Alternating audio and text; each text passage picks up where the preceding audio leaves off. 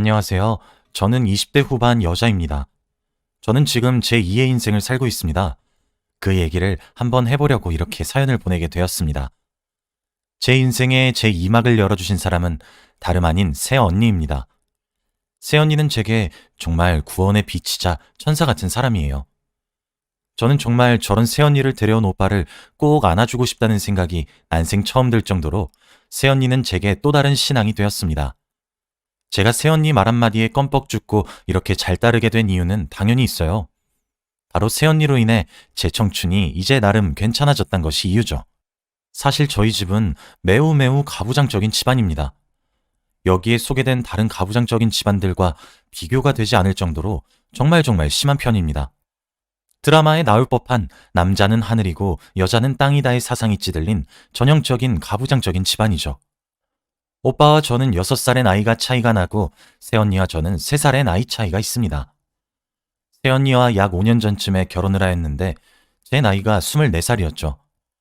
저희 집은 그때에도 아주 철저하게 오빠와 아빠를 중심으로 집안이 돌아갔어요. 먹을 것을 차별하는 것은 아주 당연했습니다. 오빠랑 아빠는 4인용 식탁에 매 끼니마다 고기나 생선 등등 단백질 덩어리들만 먹었고 밥도 뽀얀 쌀밥을 먹었어요. 저랑 엄마는 식탁에 앉지도 않았고 옆에 조그마한 상을 펴서 나물을 무친 거라던가 고기 없는 고깃국 등을 먹었죠. 소세지나 돼지고기, 소고기 등등 저와 엄마가 먹을 수 있었던 고기들은 죄다 아빠와 오빠가 먹다 남긴 것들이었어요. 저와 엄마가 먹었던 밥들도 뽀얗고 새하얗긴 개뿔, 덕지덕지 달라붙어 잘 떨어지지도 않는 오래된 밥을 전자레인지에 데워 먹었어요. 한 번 먹은 반찬은 오빠랑 아빠는 손도 안 대서 저랑 엄마가 잔반 처리하듯 먹어야 했고 밥이 남아도 꼭 새로 밥을 해서 아빠랑 오빠를 주고 저랑 엄마는 식은 밥이나 오래된 밥을 먹었죠. 그런데 그게 제가 어려서 아기였던 시절부터 너무 익숙하고 당연하게 행동을 해서 어느 정도 클 때까지 차별이란 사실을 몰랐어요. 그게 가족 중에서 저만 그렇게 먹는 게 아니라 엄마도 아주 당연하다는 듯 함께 행동하니까요. 그냥 좀 유별나다 싶은 정도로만 알고 있었던 것 같아요. 그리고 당연히 과일을 깎는 것도 설거지와 빨래를 포함한 집안일을 하는 것도 전부 저와 엄마의 몫이었습니다. 저는 7살 때부터 청소기를 돌렸던 기억이 나요. 그때부터도 엄마는 제게 항상 말씀을 하셨어요. 주연아, 엄마가 집을 비우거나 아프거나 할 때 네가 아빠와 오빠를 위해 집안일을 해야 해. 알았니? 라고 말이에요. 제가 할 수 있는 대답은 네, 알겠어요, 엄마 뿐이었어요. 그런 말을 어렸을 때부터 들어서 그런지 저도 제가 하는 것이 당연하다고 생각했어요. 실제로 엄마가 아프거나 병원에 입원하시거나 했을 때도 어린 나이였지만 집안일도 제가 다 하고 밥도 차렸거든요. 물론 설거지까지 제 몫이었죠. 당연히 거기에서 차별은 끝나지 않았어요. 당연히 입는 것도 차별이 많았어요. 저는 오빠와 6살이나 차이가 나니까 성별이 달라도 매번 오빠 옷을 물려 입었어요. 소매를 걷고 다니고 바지단을 줄이고 그런 식으로요. 그래도 옷은 제가 2차 성징이 오기도 하고 오빠가 성장기에 쑥 커버려서 제게 옷이 너무 커지기도 해서 그때부터는 따로 입긴 했었지만요. 그렇게 살다가 점점 제가 나이를 먹고 학교에서 사귄 친구들과 함께 지내다 보니 알게 되었어요. 저희 집안은 유별난 집안이 아니라 그냥 답이 없는 집안이고 혀를 내두르게 되는 집안이란 것을요. 그때부터 공부도 미친 듯이 했었던 것 같아요. 본능적으로 알았던 거죠. 집구석을 나가야 되겠다는 사실을 말이에요. 그래서 그런지 저는 공부를 꽤 잘하는 아이로 컸습니다. 엄마 아빠는 그래도 제가 공부 잘하는 것을 자랑스러워 하셨어요. 포인트가 묘하긴 했지만요. 공부머리가 오빠에게 안 가고 제게 온 것을 탐탁치 않아 하셨거든요. 그래서 그런지 제게 학용품을 사는데 쓸 돈은 넉넉히 주셨지만 오빠가 과외를 서너 개씩 할 때 전 독학으로만 공부했어요. 그래도 오빠를 가르쳐주는 수학과외 선생님께서 저를 무척이나 대견하게 생각해 주셔서 엄마와 아빠에게 말해 수학과외 하나만 겨우 들었네요. 아직도 그 선생님께 참 고맙습니다. 오빠는 그렇게 공부를 해서 서울 상위 10위권 내의 대학에 철석 붙었고 6년 뒤 저는 스카이 중 한 곳에 입학하게 되었어요. 다른 집과 달랐던 점은 저희 부모님은 제가 공부하는 것을 지원을 해주셨던 것 정도입니다. 적어도 등록금은 부모님이 부담해 주셨거든요. 저도 성인이 되다 보니까 엄마와 아빠가 제가 어렸었던 시절처럼 대하지는 않더라고요. 하지만 그렇다고 집안 자체의 가부장적인 분위기가 사라지지도 않았죠. 그런데 지금 생각해보면 그때부터 오빠가 제 편을 많이 들어주었던 것 같아요. 셈을 해보니 제가 성인이 되던 해부터 오빠가 새언니와 연애를 시작한 시기였더라고요. 뭔가 그 시점부터 묘하게 오빠의 태도가 달라졌었던 것 같아요. 제가 오래된 밥을 먹든 말든 식은 밥을 먹든 말든 신경은 쥐뿔도 쓰지 않던 놈이 라면에는 식은 밥이 제격이라며 제 식은 밥과 본인의 쌀밥을 바꿔 먹기도 했고 저녁을 먹다 말고 식탁에 있는 고기를 저희 작은 상에 덜어주기도 했고 어떤 날에는 몰래 제 방에 들어와 용돈을 쥐어주기도 했거든요. 그리고 설거지도 도와줬어요. 원래 저희 엄마가 오빠랑 아빠 손에는 물 한 방울 안 묻혔거든요. 그런데 엄마 몰래 부엌에서 뭐 꺼내 먹는 척 하면서 헹구는 거나 접시를 정리하거나 뭐 그렇게 사소한 거라도 도와주더라고요. 생전 제 생일이 봄에 있는지 여름에 있는지도 모르는 놈이 제 생일엔 왜 케이크 안 사주냐고 자기가 나가서 헐레벌떡 사오기도 하고 수상한 기색이 물씬 있었어요. 그때부터 오빠 새끼에서 오빠 놈으로 제가 마음속으로 승격을 시켰던 것 같네요. 그때는 솔직히 속으로 밥을 잘못 먹었나? 머리가 헷가닥했나? 별 걱정을 다 했던 것 같아요. 그러던 어느 날 오빠 놈의 이상행동도 어느 정도 익숙해졌을 무렵이었고 제 나이는 23살이었습니다. 하루는 오빠가 거실로 저희 온 가족을 부르더니 갑자기 폭탄 선언을 하더라고요. 저 결혼하고 싶은 여자가 있어요. 라고 말이에요. 그때 오빠 나이는 29이었고 새언니는 26이었어요. 엄마와 아빠는 오빠가 연애하는 낌새는 진작에 눈치를 채신 듯 하셨고 데려오라고 하시더라고요. 저만 놀랐죠 뭐. 그렇게 저희 가족에게 인사를 오게 된 언니의 첫 만남이었어요. 첫 만남이라 집에서 만나기보다는 근처 좋은 식당에서 만났죠. 저희 오빠도 저보단 조금 부족하지만 좋은 대학에 좋은 성적으로 졸업했고 또래에 비해 괜찮은 직장에 들어가 괜찮은 연봉을 받으며 지내고 있었어요.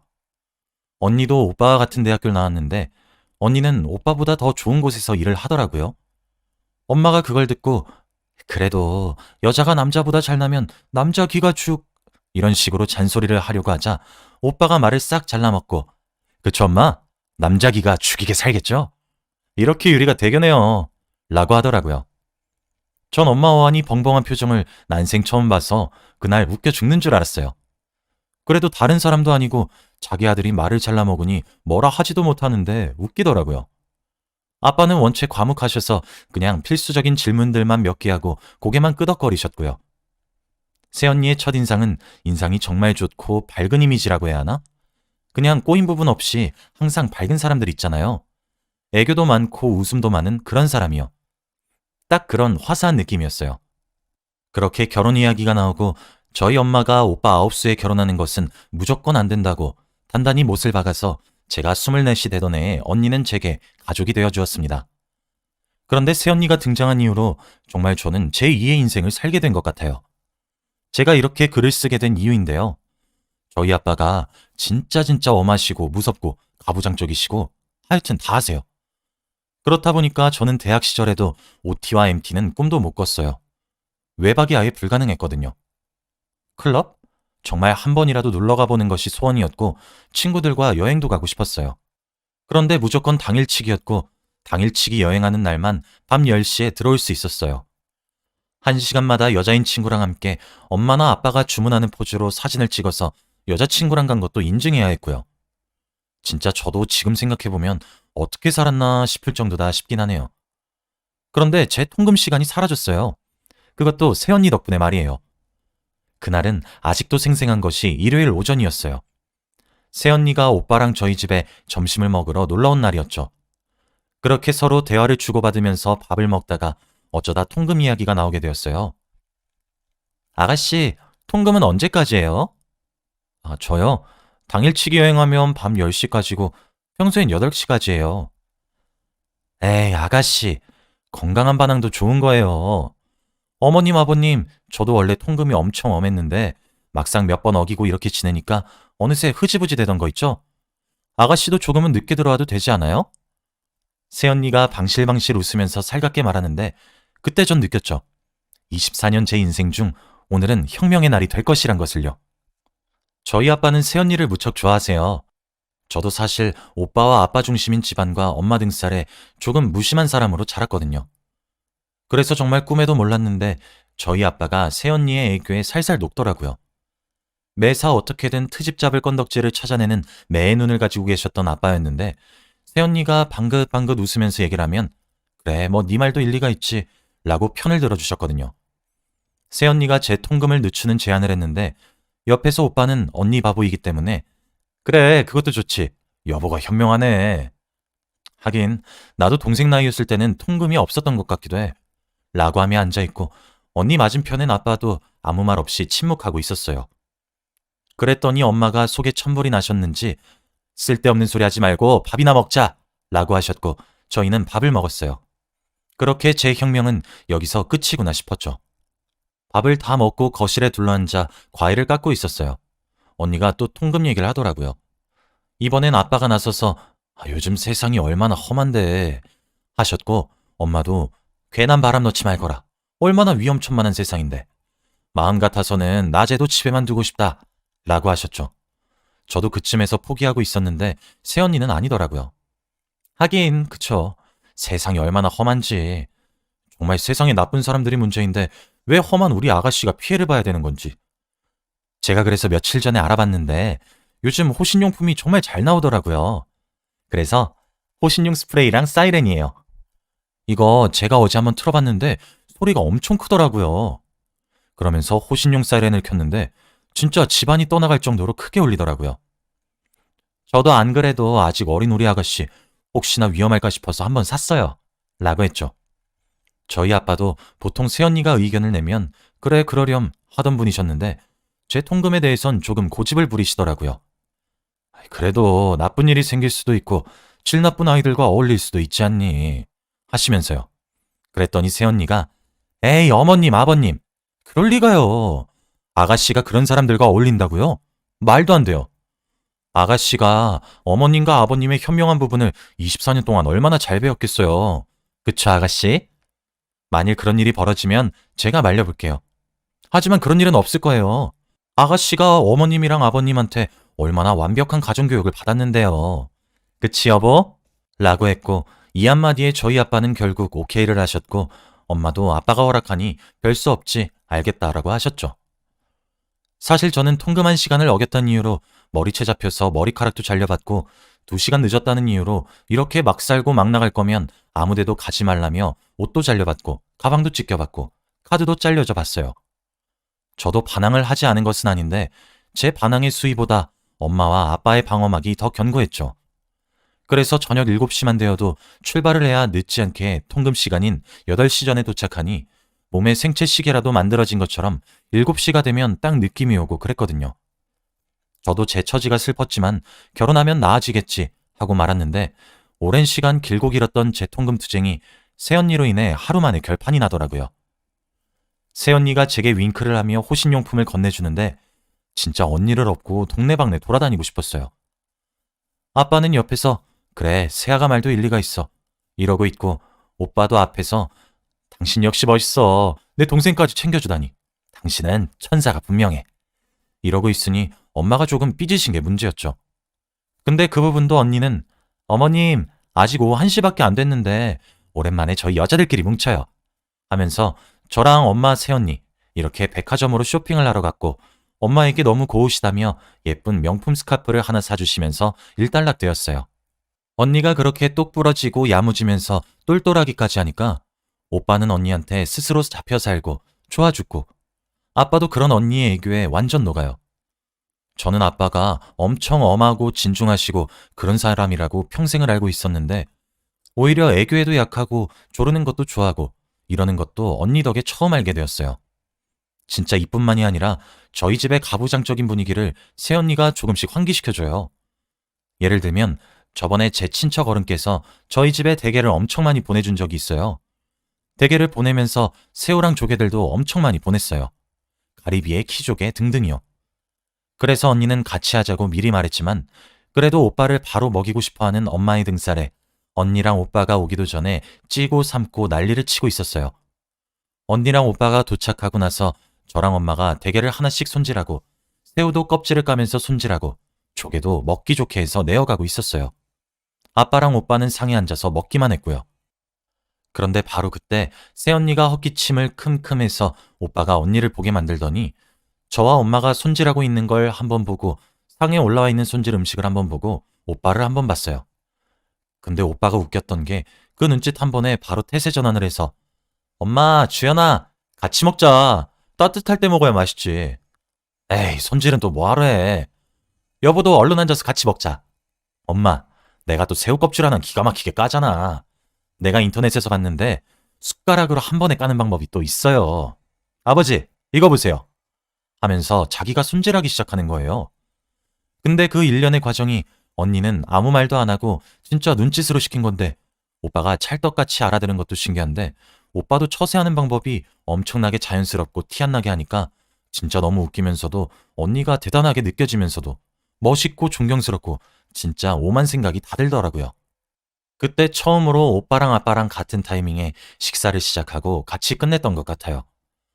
아빠도 오빠가 가르쳐준 방법이 신기했는지 손수 껍질을 까서 드시는데 제겐 나름 충격이었습니다. 이런 식으로 오빠가 슬금슬금 부엌에 드나들기 시작했어요. 원래 엄마가 오빠 부엌에 오는 거 진짜 싫어했거든요. 근데 장남이 그러니까 엄마도 딱히 크게 화는 안 내시고 그러더라고요. 그러다 언니가 임신을 하게 되었어요. 심지어 아들과 딸, 쌍둥이였죠. 이란성 쌍둥이요. 언니가 임신을 하게 되면서부터 오빠는 더 언니 말에 껌뻑 죽고 과보하듯 어와둥둥하기 시작했고 믿었던 아빠도 새언니가 바람이 불면 날아갈까 쥐면 부러질까 하며 전전긍긍 하셨어요. 어느 정도였냐 하면 새언니가 목마르다는 말에 아빠가 직접 물을 떠다 주셨다니까요. 그리고 엄마도 그런 꼴 보기 싫다 싫다 하시면서도 언니 몸에 좋다는 보약을 한 재 짓고 그러셨어요. 지금은 쌍둥이가 많이 커서 3살이 되었어요. 그리고 언니의 임신과 출산으로 저희 집의 가부장적인 분위기가 정말 많이 희석되었어요. 언니가 나중에 제게 그러더라고요. 제 오빠가 자기한테 본인의 집이 많이 가부장적이라고 결혼 전에 미리 말을 했대요. 하지만 그런 것들에게서 무조건 언니를 지켜주겠다고 호언장담하고 약속에 맹세도 해주길래 결혼을 했대요.